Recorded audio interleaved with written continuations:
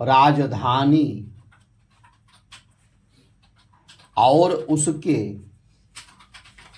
आसपास के शहरों के 4-5 पढ़ने में आ जाएगा। जी सर। हाँ, जी सर।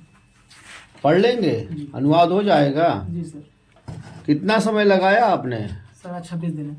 26वां दिन है। इसके पहले और कहीं सीखे थे क्या? नहीं सर। हाँ, नहीं ऐसा तो नहीं। नहीं सर। यही सीखा है, यही शुरू किया है। जी सर, शुरुआत आपसे की है। 26 दिन। जी सर। चलिए लिखिए, अनुवाद करिए।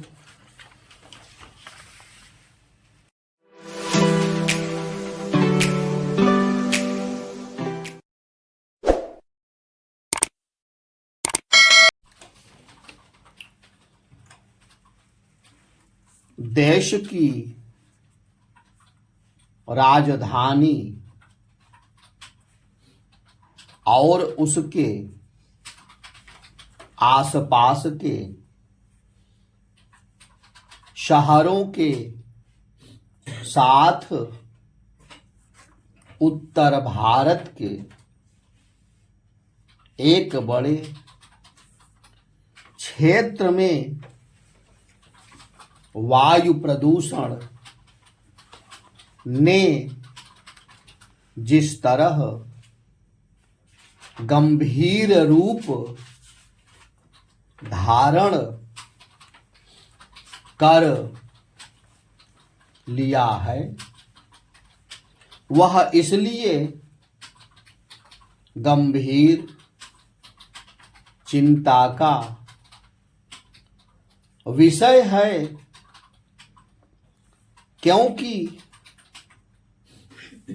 यह प्रदूषण स्वास्थ्य के लिए बेहद हानिकारक है। आप क्यों नहीं लिख रहे हैं? खतरनाक स्तर पर पहुंचे वायु प्रदूषण के लिए राज्य सरकारों के साथ केंद्र सरकार भी उत्तरदायी है क्योंकि वह केवल राज्यों को निर्देश देकर अपने कर्तव्य की इतिश्री कर लेती है। आखिर जब केंद्रीय पर्यावरण मंत्रालय इससे अवगत है कि राज्य सरकारें प्रदूषण रोधी उपायों पर अमल करने में हीला हवाली का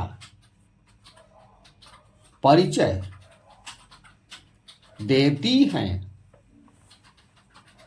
तब भी वह यह सुनिश्चित क्यों नहीं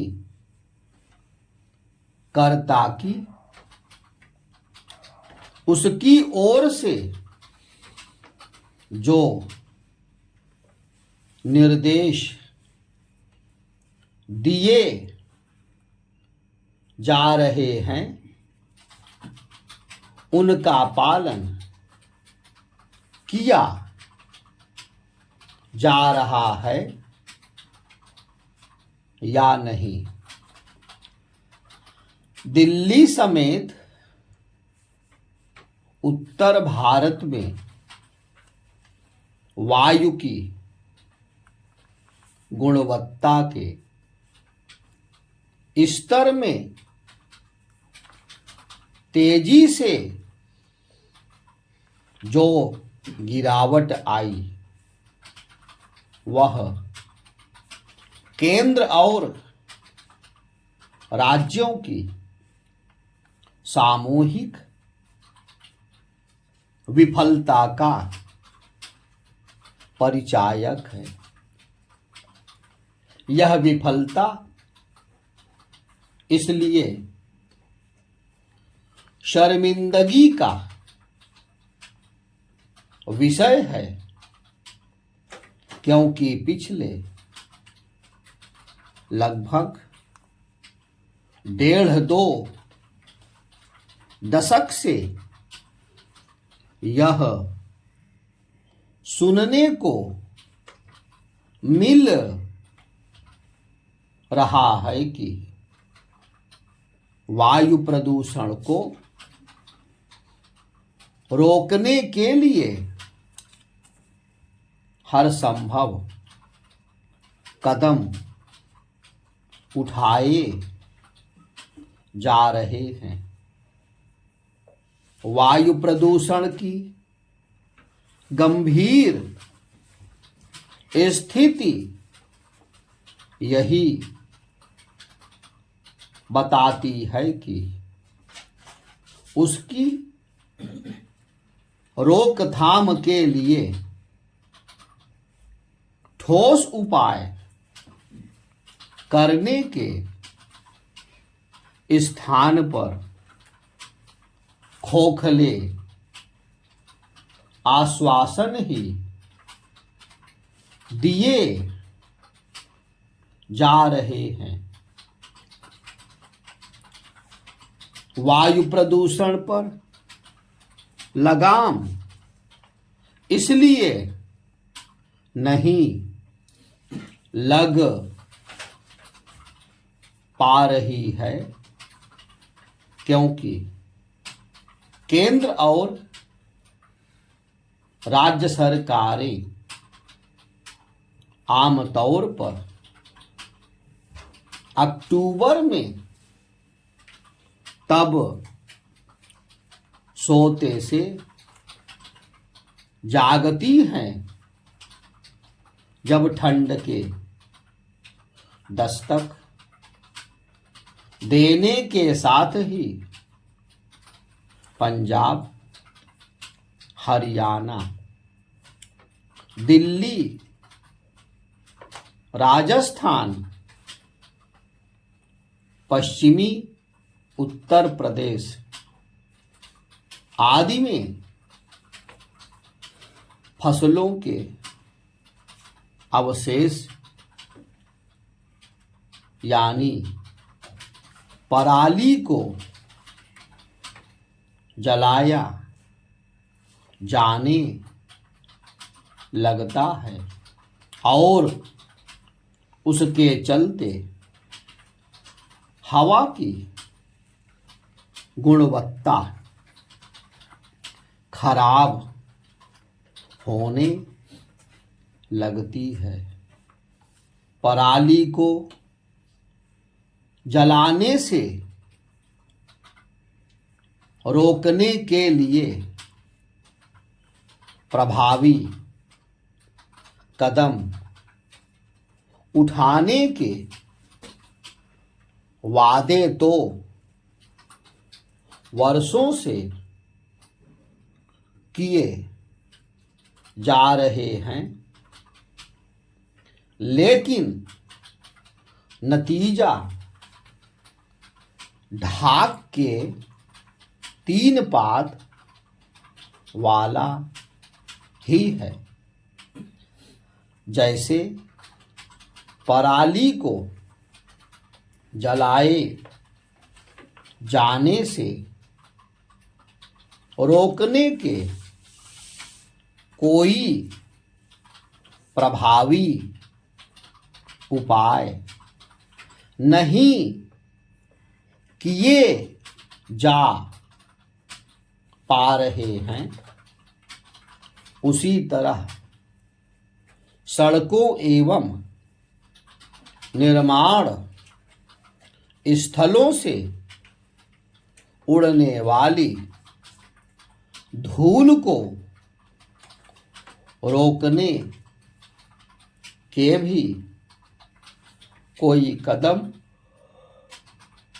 नहीं उठाए जा रहे हैं। इसी तरह इस ओर भी ध्यान नहीं दिया जा रहा है कि वाहन रेंगते हुए ना चले। जब ट्रैफिक जाम, सड़कों पर अतिक्रमण आदि के चलते वाहन रेंगते हुए चलते हैं तो उनसे होने वाला उत्सर्जन कहीं अधिक बढ़ जाता है। रही सही कसर पत्तियां एवं कूड़ा करकट चलाए जाने से पूरी हो जाती है। केंद्र और राज्य सरकारें वायु प्रदूषण के लिए अपनी सुविधा से इस या उस कारण को जिम्मेदार बताकर दोषारोपण करने में लगी रहती हैं। वे यह समझने को तैयार नहीं कि सर्दियों में हवा कई कारणों से विषाक्त होती है और उन सभी का एक साथ निवारण करने की आवश्यकता होती है। वायु प्रदूषण केवल करोड़ों लोगों की सेहत के लिए गंभीर खतरा ही नहीं बन रहा, बल्कि दुनिया में देश की बदनामी भी करा रहा है।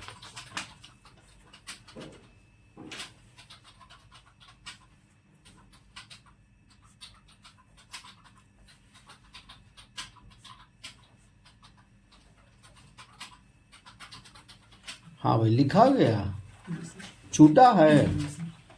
कितना छूटा है? 4-5 लाइन छूटी है। हाँ, 4-5 लाइन छूटी है। 4-5 पढ़ने में आ जाएगा। जी सर। हाँ, जी सर। पढ़ लेंगे, अनुवाद हो जाएगा। जी सर। कितना समय लगाया आपने? सर आज 26 दिन है। 26वां दिन है। इसके पहले और कहीं सीखे थे क्या? नहीं सर। हाँ, नहीं ऐसा तो नहीं। नहीं सर। यही सीखा है, यही शुरू किया है। जी सर, शुरुआत आपसे की है। 26 दिन। जी सर। चलिए लिखिए, अनुवाद करिए।